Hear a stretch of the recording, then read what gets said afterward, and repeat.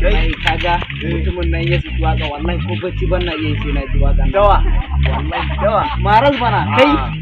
maras akwai din Najeriya akwai dan da yake maras akwai bashi din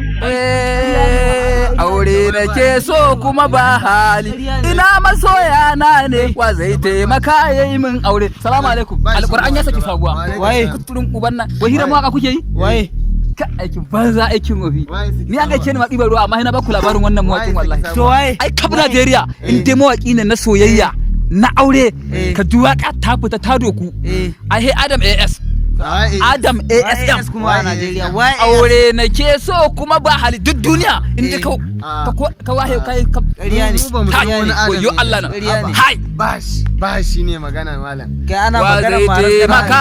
min aure ina masoya kai wai maras bashi kai wannan bashi kuma ana magana ta Adam ASM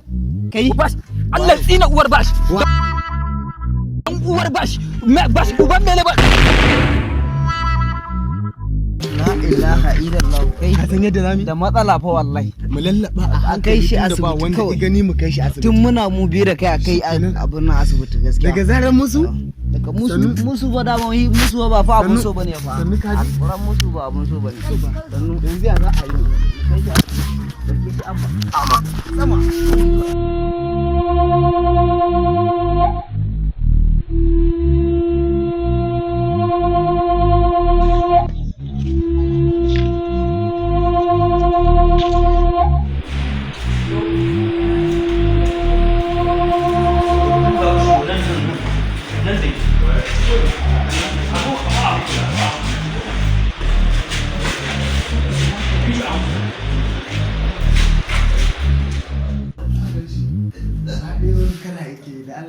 me ke damun sa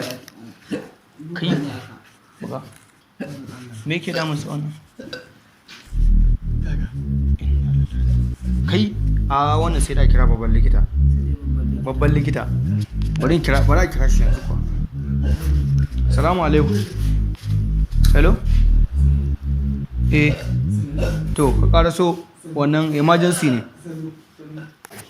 kai wannan bari a makala masa ruwa dai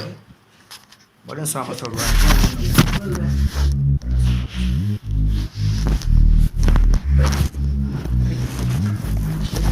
subhanallah Musa wannan ne mara lafiya shine mara lafiya sai an sa masa ruwa ya sa masa ruwa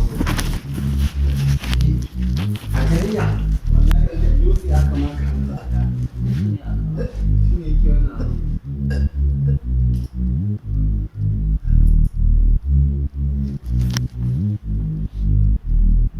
buga dutsen kuma wannan kwakwalwar shi ma ta samu matsala